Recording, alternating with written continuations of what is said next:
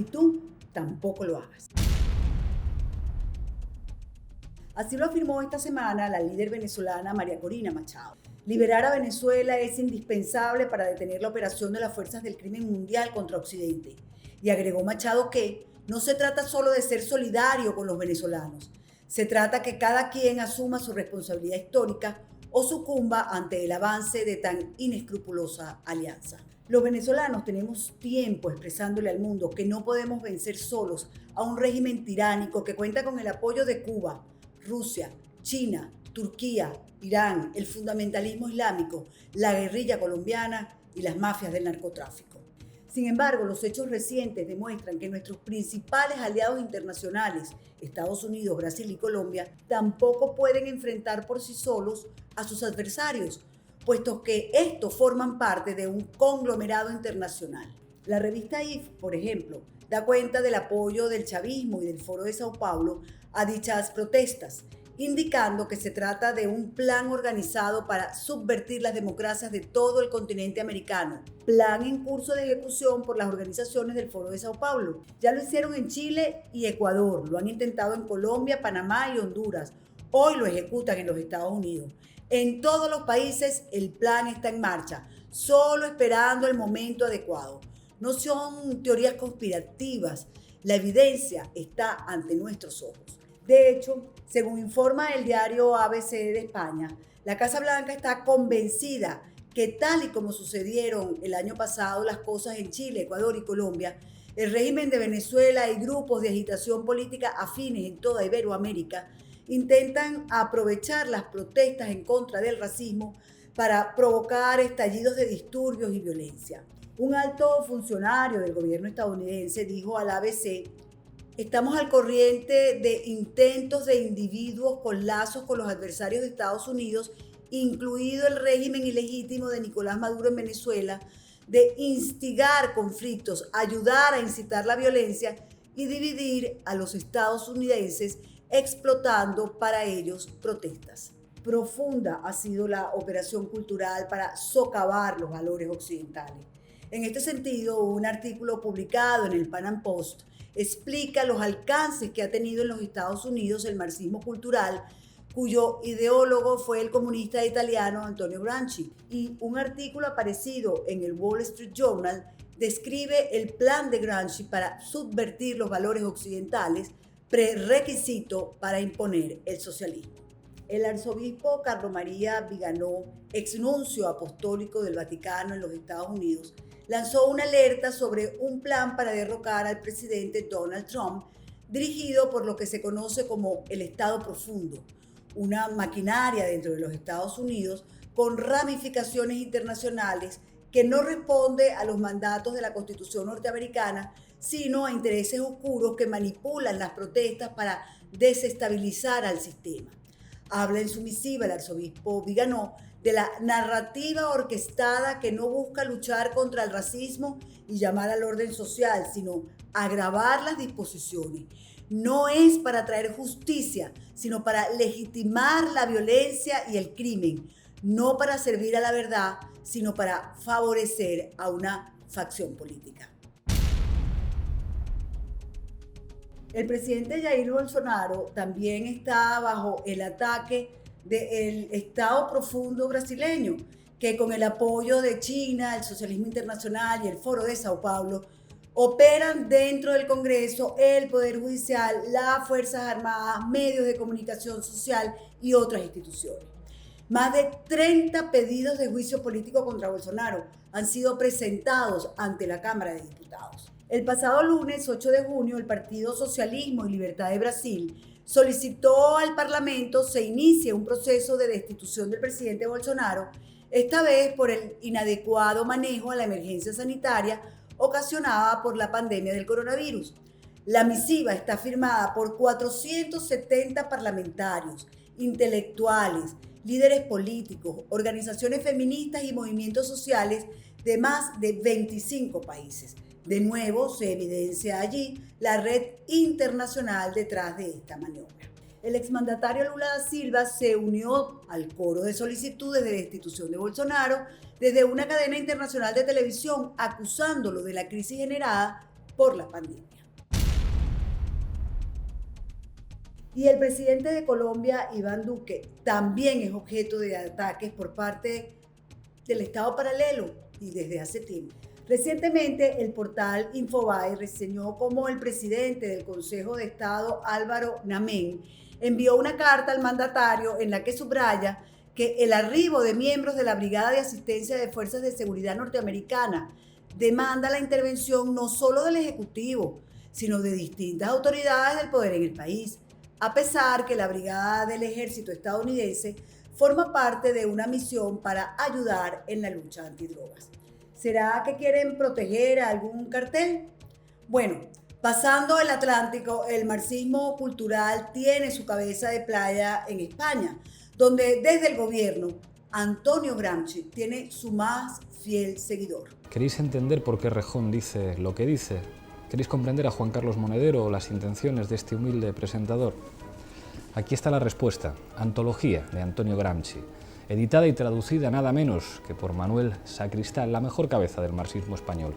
Y con vosotros, una de las mejores cabezas, en este caso del pensamiento radical de todos los tiempos, el creador del concepto de hegemonía para entender la lucha política y para prevernos también de los límites del determinismo económico.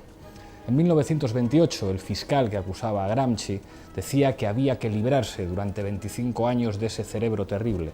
Nosotros pretendemos lo contrario, que el pensamiento de ese genio de la revolución, de la política, del periodismo, de la historia, perviva para siempre. Antología de Antonio Gramsci. Sí, él es Pablo Iglesias, el vicepresidente del gobierno español, el mismo que dijo que Chávez había dejado una revolución bonita, el mismo que afirma que es muy interesante vivir en Venezuela, un país en el que se están produciendo cambios tan importantes y transformaciones tan profundas que puede convertirse en un ejemplo democrático para los ciudadanos del sur de Europa. Dios proteja a los españoles. Y para ampliar este tema, la amenaza de la expansión del comunismo en el continente y más allá, No Callaré recibe al doctor Asdrúbal Aguiar, quien es jurista, profesor universitario, escritor y político venezolano. Él desempeñó los cargos de ministro de la Secretaría de la Presidencia, ministro de Relaciones Interiores y también fue gobernador de Caracas. Actualmente es secretario general de la Iniciativa Democrática de España y las Américas, IDEA, que reúne a 37 expresidentes. Bienvenido. Qué placer tan grande tenerlo aquí con nosotros. Y vamos a entrar de una vez ya en materia. Yo le quiero preguntar, sobre todo para que entiendan bien los que nos siguen, ¿qué es exactamente el estado profundo? ¿Es una teoría de la conspiración? Mira, yo no sé si hablar del estado profundo, en primer lugar por dos razones fundamentales. En primer lugar, porque la expresión del Estado es una expresión moderna que se ha disuelto desde el momento en que se inicia esta suerte de era de la inteligencia artificial y en la cual se diluyen los sólidos políticos y los sólidos culturales. Y el tema de la profundidad también lo pongo en duda, porque el paso de la civilización desde el mundo de las solideces culturales de quienes en cierta forma se apegaban a determinados códigos o reglas que eran producto de la cultura, se pierde también a raíz del mundo de las redes digitales, en donde rige el concepto de lo instantáneo, de lo inmediato, de lo fugaz. Entonces, el estado profundo, en el fondo, yo no es una expresión que considere muy feliz. Yo la impresión que tengo es que lo que sí hay es un debate planteado sobre ese mundo de las redes, muy propicia justamente para las cosas que están ocurriendo y sobre las cuales se están virtiendo narrativas de manera muy acelerada para condicionar desde el plano de las ideas a las emociones de los internautas. Y hay dos narrativas que chocan. Entonces, Una que yo usé la palabra estado profundo porque digamos que es lo que está, como se está manejando, una teoría de la conspiración que donde por supuesto tiene un papel importantísimo las redes sociales. y medios de comunicación convencionales con ideas, vamos a llamarlas progres, donde precisamente se le da espacio a esta, vamos a decirlo así, esta nueva manera de ver la vida donde el relativismo lo es todo, donde no hay verdades absolutas. Le pregunto, entonces hay una conspiración o una teoría de la conspiración entre lo que está sucediendo en los Estados Unidos con los disturbios, esta cantidad de ataques a democracias en América Latina, incluso en la propia España. Mira, si lo queremos ver como una conspiración, bueno, admitámoslo, efectivamente, hay un mar bastante profundo, Nito, para utilizar tu expresión, pero que como mar profundo no tiene forma, se mueve de abajo hacia arriba y de arriba hacia abajo. Y en esa estamos en la actual circunstancia. ¿Por qué razón? Porque se ha producido un quiebre en la historia de la humanidad y ese quiebre está siendo aprovechado aceleradamente por quienes mejor estaban apertrechados desde el punto de vista intelectual y de las ideas para poder enfrentar estas nuevas realidades. ¿Y Y aquí quiénes eran esos que estaban mejor apertrechados? Bueno, no nos olvidemos que en 1989 Nito cae el muro de Berlín. Y fundamentalmente quienes hemos sido cultores del mundo democrático, del pensamiento liberal en el mejor sentido de la palabra, aquí prefiero regresar al siglo XIX, no al liberalismo norteamericano, celebramos el agotamiento de la experiencia del socialismo real. Y consideramos equivocadamente que nosotros habíamos llegado a una victoria final en donde se sobreponían las ideas individuales por encima de las ideas colectivas. Y en aquel momento lo que había ocurrido era un quiebre de mucha mayor profundidad. Aquí sí vuelvo a tu adjetivo. ¿En qué sentido? Se había agotado la cultura moderna y pasábamos a un mundo de liquideces, de fluideces intelectuales impuestas por la edad de la inteligencia artificial que nace exactamente en ese instante. Entonces, ¿qué ocurre de consiguiente? Se da un primer debate. El primer debate que se da lo plantea Huntington desde la escuela norteamericana, dice, ahora lo que viene es un choque de civilizaciones. Reacciona en el año 2004 Yatami, que era el gran reformista iraní, que fue después descabezado, y le plantea al mundo la necesidad de un diálogo entre civilizaciones, no un choque.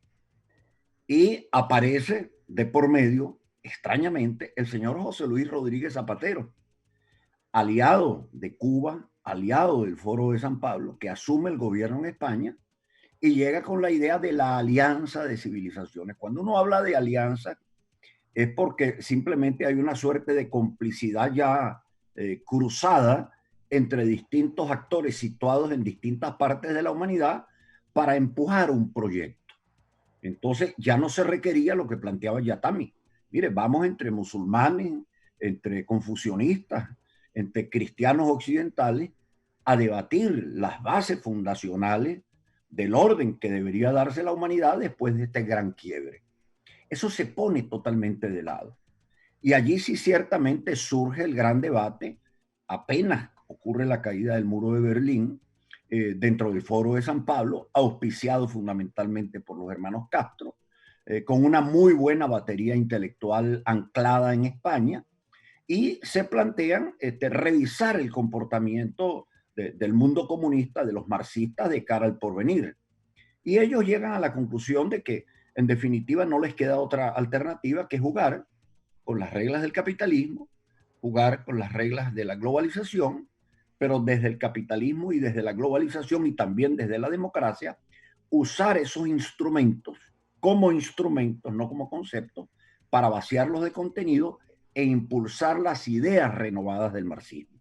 Bueno, en eso han estado en el curso de 30 años. Te voy hablando de 89 al 99, al 2009 y al 2019.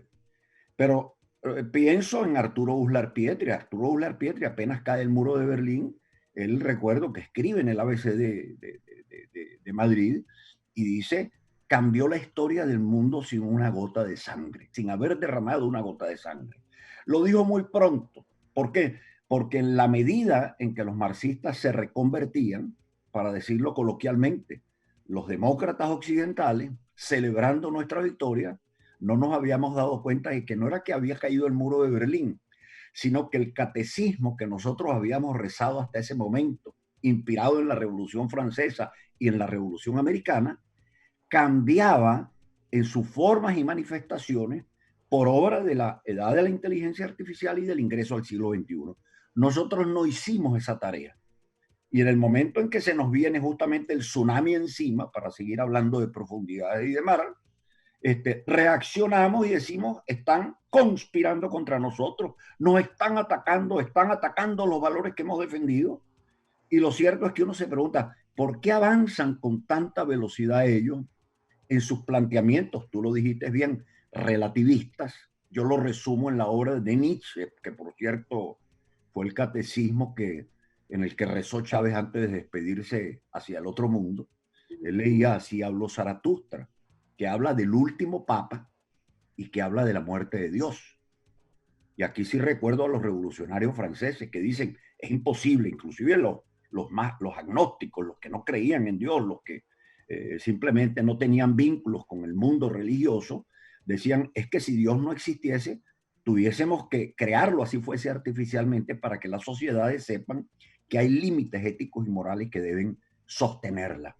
Bueno, ellos han retomado la vía de la muerte de Dios y nosotros, que creemos obviamente en los límites ético-morales, no hemos hecho la tarea de crear las narrativas necesarias que, sin renunciar a nuestros valores fundacionales, nos permitan manejarnos con mayor efectividad sobre el mundo de las autopistas digitales, sobre la nueva realidad y el nuevo ecosistema que en este momento está operando con una rapidez y con una fluidez realmente admirable. Y por eso entonces estamos sorprendidos de ver que frente a las cosas que existen, sobre todo en las Américas, los procesos políticos que no comparten absolutamente nada con este relativismo que se instala desde 1989 como proyecto, entonces allí ocurren actos de violencia. Los vimos antes de la cuarentena, en Santiago de Chile, en Quito, en Bogotá, en París, en Barcelona de España, en Hong Kong. Y ahora vuelven a tomar espacio en territorio norteamericano.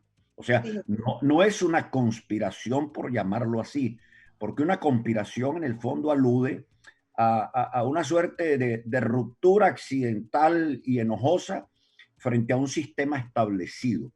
El problema está en que el sistema que se estableció en la modernidad se agotó en 1989 y nosotros teníamos la responsabilidad de crear las nuevas categorías constitucionales que desde la perspectiva de la cultura judeo-cristiana y occidental nos permitiesen situarnos en la nueva realidad del siglo XXI. La tarea no la hicimos y estamos en este momento de carrera viendo conspiraciones por el otro lado. Obviamente del otro lado que está, no es la propuesta o el proyecto de gobiernos malos, sino la propuesta de gobiernos de la maldad, para llamarlos de alguna manera, si entendemos que el mal son las sociedades relativizadas, disolutas, sin ningún tipo de contención o atadura moral. Entonces no hablemos tampoco de una conspiración.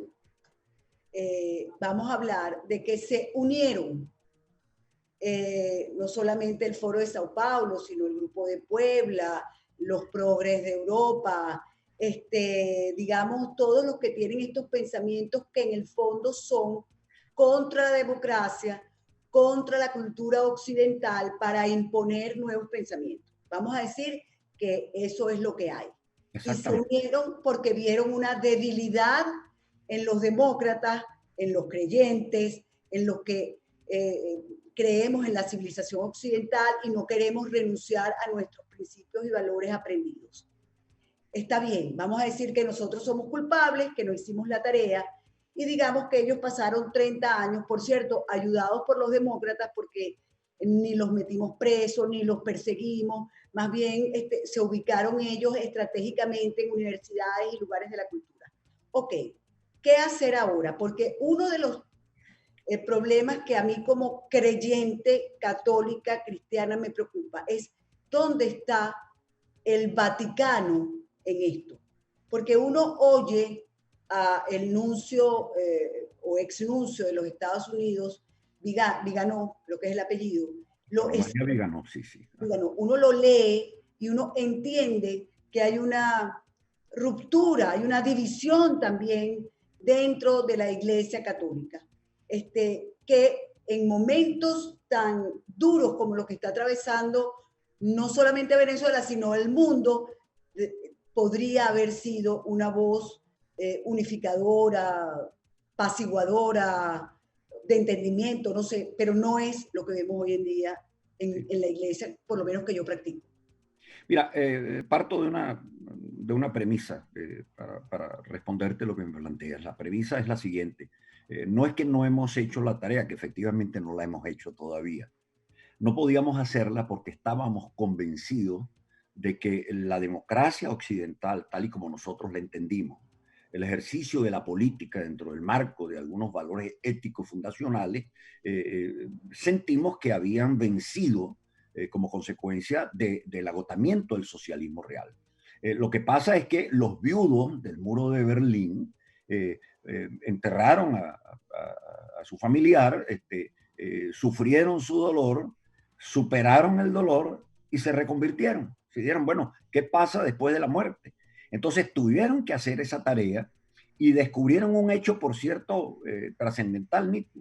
Se daban cuenta que como consecuencia del ingreso a la globalización, recuérdate aquella expresión de la aldea humana en la que nos transformábamos como consecuencia del ingreso del mundo al plano digital, los estados como cárceles de ciudadanía, hechas de territorio, hechas de tiempo para poder forjar los elementos de la cultura, se disolvían totalmente, se hacían líquidos.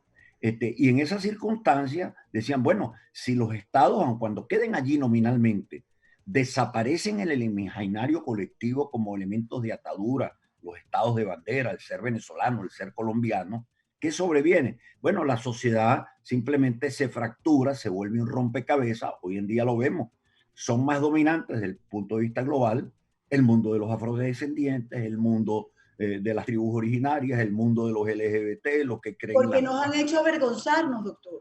Claro, no, que nos han hecho avergonzarnos de nuestras creencias. No, lo que pasó fue lo siguiente, que en la medida en que no hubo un recambio del Estado moderno para reimpulsar sus convicciones occidentales, la disolución social que se produce se ancla en lo primitivo. Entonces, el que dice, bueno, si ya yo no soy hijo de la patria de bandera venezolana ni colombiana, comienzan a descubrir, pongo el ejemplo, los pueblos originarios, oye, nosotros somos venezolanos y somos colombianos y somos ecuatorianos. Entonces, en definitiva, no somos ninguna de estas cosas, sino que somos tribus originarias. Hacemos parte de comunidades indígenas. Porque todo lo cambian, así como le pusieron otra estrella a la bandera, voltearon el caballo de un lado para otro. Nos están cambiando la cultura. No, pero volvamos a lo raizal. En el momento en que se fracturan los lazos de la sociedad, el desafío político fundamental de quien entiende este proceso, ¿cuál es? Rearticular la sociedad alrededor de sus valores fundacionales. Quienes venían del socialismo real, que entendieron su fracaso, que advirtieron que ya no podían sostener la lucha entre empresarios y trabajadores, que fue lo que históricamente los definió, tenían que crear nuevas formas de confrontación y de división en la sociedad. ¿Cuáles? Bueno, afrodescendientes contra blancos, blancos contra indígenas, indígenas contra LGBT, etcétera, etcétera. O sea, reclamando lo que se llama el derecho a la diferencia. Y en la división de todos, sosteniendo esa gran división, insurgen los traficantes de ilusiones. La responsabilidad nuestra, ¿cuál es? Y la que tenemos por delante. Entendiendo y admitiendo esas realidades sociales dispersas, encontrar el hilo de comunicación sin el cual no es posible seguir adelante. ¿Por qué? Porque tú lo decías, solos no podemos. Y si solos no podemos, tenemos que encontrar el denominador común mínimo. Y aquí aparece justamente el gran choque de trenes. Quienes venían trabajando desde el 89 y dicen, no, mire, ingresamos en una sociedad relativista, Dios ha muerto, todo es posible. Primera premisa. Segunda premisa, entramos en una sociedad en donde lo importante no es el ser humano, lo importante es la naturaleza, la Pachamama, el ingreso al panteísmo. O sea, Dios está en las piedras, Dios está en los árboles, Dios está Eso en es los lo que pájaros. dice el Papa, eso es lo que dice el Papa Francisco. Y Y por voy eso con esto a la respuesta. Y el otro elemento es el siguiente. En primer lugar, si la casa común es de todos, nadie puede frenar mi vocación migratoria y yo me muevo como pueblo de un lado al otro y nadie me puede frenar. Esa es la primera premisa. Entonces, por eso, ¿por qué? Porque lo que determina ya no es el hombre como experiencia una y única, como hecho a imagen y semejanza de Dios, como el hombre en dignidad que nos dio la Segunda Gran Guerra con el Holocausto, sino que la realidad es la realidad materialista, natural, en la que tiene que metabolizarse el hombre. Y el otro elemento es ese, ¿cómo hacemos funcionar el mundo sin gente? Estamos hoy en cuarentena. Bueno, con las redes digitales. Entonces, la segunda lucha es cómo logramos nosotros penetrar el mundo de las redes digitales y ganárnoslo. ¿A través de qué? A través de la mentira. Esto sí es una copia del fascismo. Pues vayamos a lo concreto. En el mundo vaticano, inevitablemente tenía que ocurrir una suerte, la llaman algunos de revolución cultural. Y voy al ejemplo concreto. En la fecha previa a la renuncia de Benedicto XVI, él visita al Parlamento alemán y le dice al Parlamento alemán, en el momento en que él ingresa, se retiran ¿quiénes? Los marxistas, se retira la izquierda, el Partido Socialista, porque les resulta inaceptable que una confesión religiosa ingresase a dar un discurso de un Estado laico.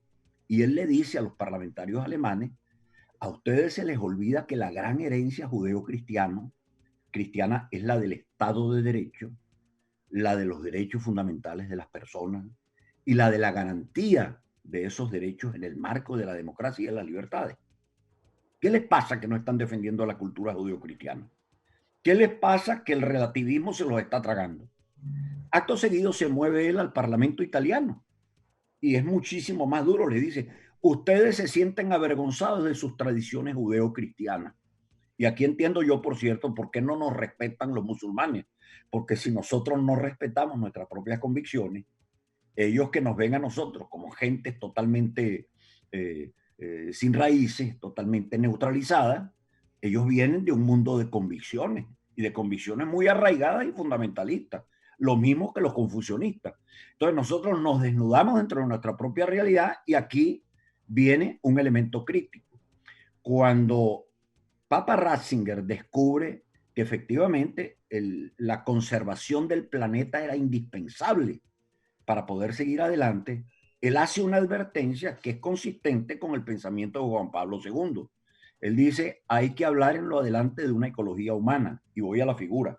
Es como que tú y yo, Nito, vivamos como vecinos de un edificio de propiedad horizontal y resulta que se deterioran las áreas comunes. Y de la noche a la mañana viene alguien y dice, mire, sálganse del edificio porque el edificio es una deidad y hay que respetarla.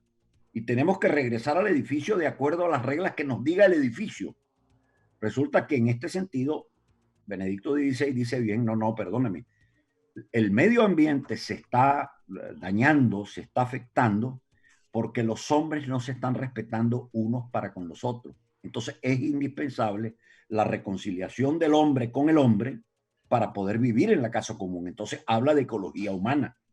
¿Qué hace Papa Francisco? Papa Francisco en plena pandemia expide una exhortación apostólica con el nombre de Amazonia querida Amazonia, en donde habla del integrismo ambientalista, que esto sí es una idea de contenido netamente marxista. Él habla del buen vivir, idea originaria del mundo indoamericano, que la toma el marxismo para predicar la sujeción del hombre y del ser humano, que estamos enclaustrados a las exigencias de la naturaleza. Concluyo con esto, porque es un buen indicio. Qué extraño que cuando ocurre esta gran pandemia y este gran frenazo del planeta, la gente no piensa en que lo que nos ha afectado fue un acto humano deliberado ocurrido en un laboratorio científico en China, producto del avance de la ciencia, responsable o irresponsable, que nos ha causado este daño, pero el discurso de Naciones Unidas y el discurso del Vaticano, que coinciden, dicen, la naturaleza está dando un grito en medio de la cuarentena. Fíjense que los animales andan por las calles, casi como diciéndonos cuando salgan, salgan con temor y reverencia frente al mundo de la naturaleza.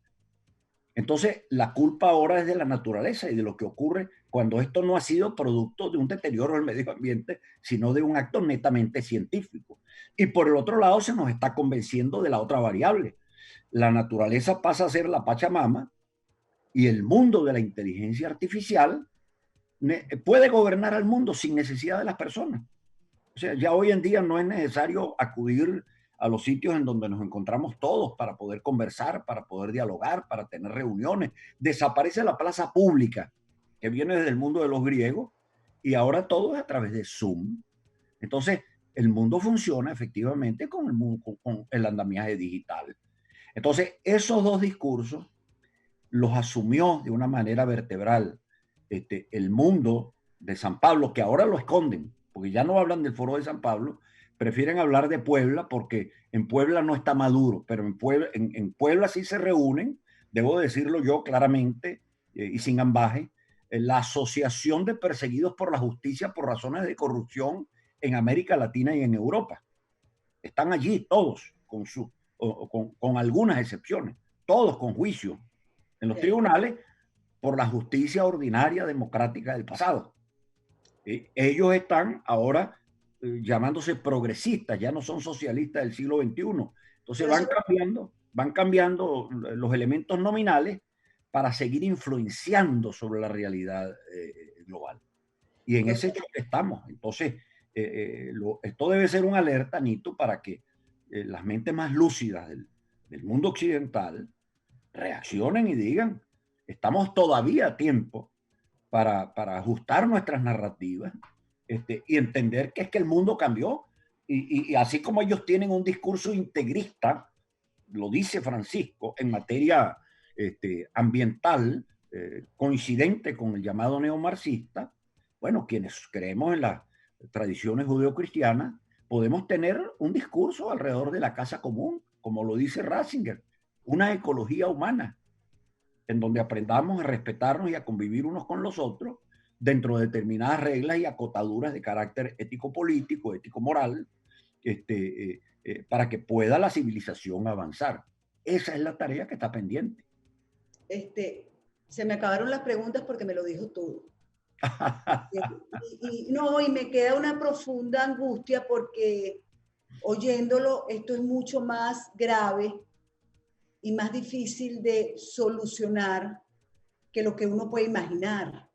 Porque así como ese sector tiene unas ideas y unas convicciones que para mí son el poder por el poder y no para hacer el bien, sino para enriquecerse y empobrecer al resto para poder dominarlos por siempre. Y es lo que yo he vivido, es lo que yo he visto en mi país. No me lo contaron, no lo leí, lo vivo.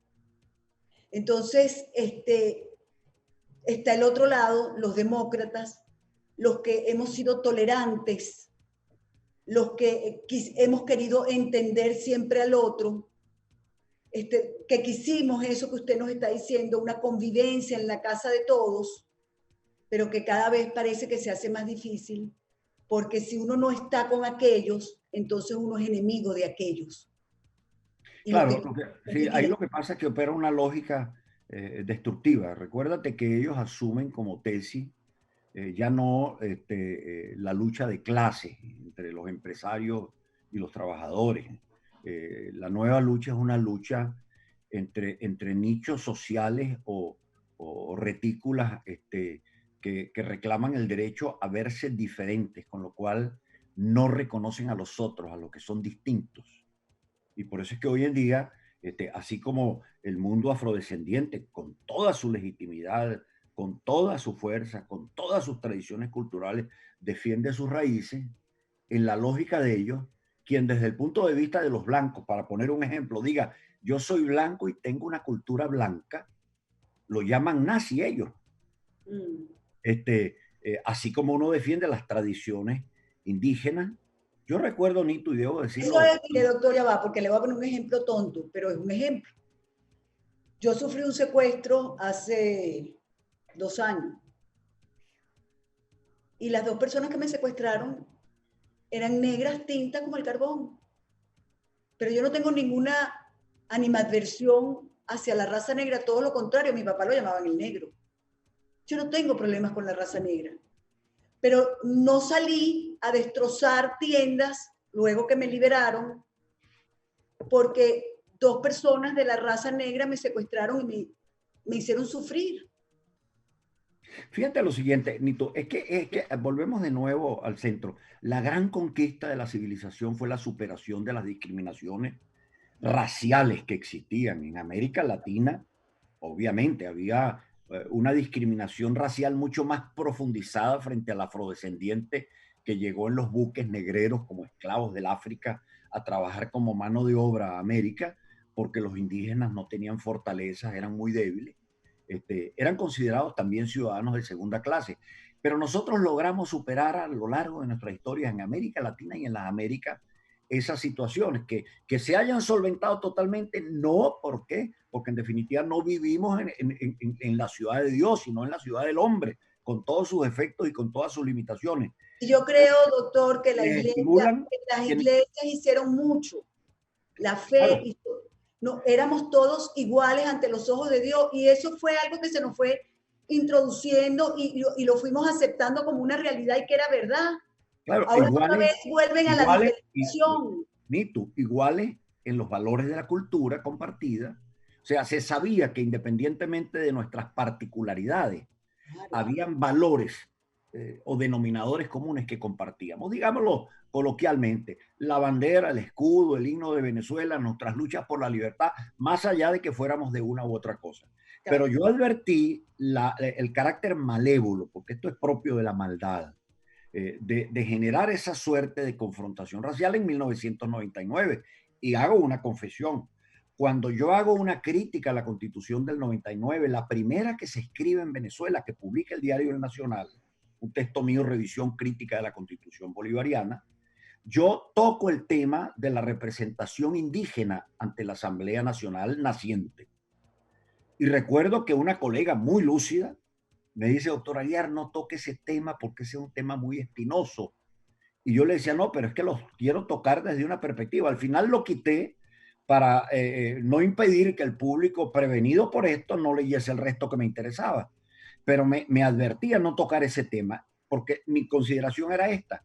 Yo decía, si a ver vamos, ¿cómo es eso de que nosotros le entregamos una representación a las comunidades indígenas venezolanas, que deben tenerla, obviamente, pero no le entregamos una representación a las comunidades afrodescendientes nuestras, que son en número mayoritarias? Entonces, ese tema sí no se tocaba en ese momento. Entonces, uno se da cuenta de que no se trata de algo ingenuo o de buena fe que se da para lograr la representación necesaria de los grupos minoritarios en la vida política, sino que se hace para estimular un choque entre los grupos por razones raciales y por razones religiosas.